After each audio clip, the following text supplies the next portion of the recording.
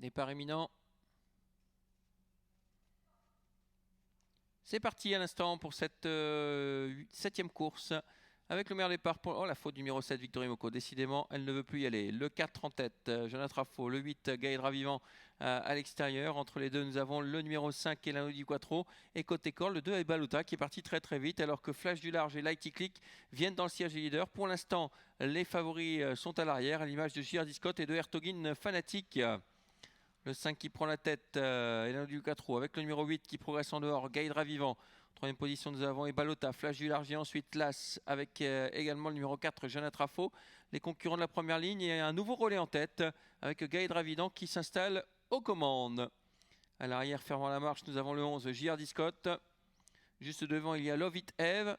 Et un peu mieux placé, J.R. Scott, mais à peine mieux placé, hein, pas beaucoup mieux que les deux précités. Voilà, le numéro 5 qui reprend la tête, Elano Di Quattro. En deuxième position, nous avons le 8, Gaëdra Vivant. Jeanne Trafo vient troisième. Avec Ebalota, calé long la corde. Le numéro 2, suivi encore par Las, Flash du Large. Le 3, Lighty Click. Attaque du numéro 11 qui vient tout à l'extérieur. Qui est contré par le 3, Lighty Click. Ah, Lighty Click qui sort beaucoup plus tôt qu'à l'habitude. Lighty Click qui a l'habitude d'attendre.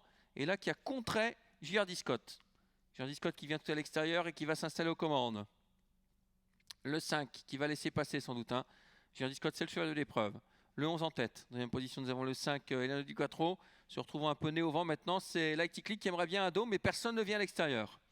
Ensuite, nous avons le 8, Gaëdra Vivant avec le 4, Jeanne Trafo. Un peu plus loin, nous avons Hertogin Fanatic qui s'est rapproché tranquillement. Et attention, parce qu'Hertogin Fanatic n'a pas fait encore un seul effort, hein, contrairement à J.R. Scott qui s'est rabattu en tête. Ligne d'en face, on se retourne avec J.R. Scott qui a toujours l'avantage. Dans son siège, il y a le 5, Elano Di Quattro, avec à l'extérieur Lighty Click.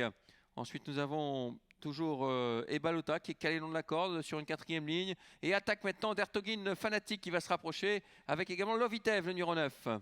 Lovitev qui vient très vite en dehors, la calaque rouge. Hertogin Fanatic qui prend son sillage.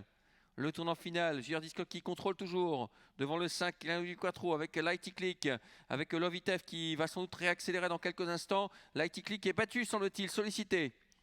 La sortie du tournant avec J.R. Scott qui s'en va. Dans son siège, il y a le numéro 5, Elano Di Quattro qui a beaucoup de ressources. Et derrière, une petite cassure pour retrouver Lovitev. Et Hertogin Fanatic qui tarde à déboîter. L'ultime ligne droite avec Elano Di Quattro qui prend l'avantage maintenant sur J.R. Scott. Elano Di Quattro qui va s'imposer dans cette épreuve. Super parcours. Elano Di Quattro, le numéro 5 qui s'impose devant le 11 qui va garder la deuxième place peut-être J.R. Scott. Le 5 qui s'impose. Le 11 sera deuxième. La troisième place pour le 12, Hertogin Fanatic.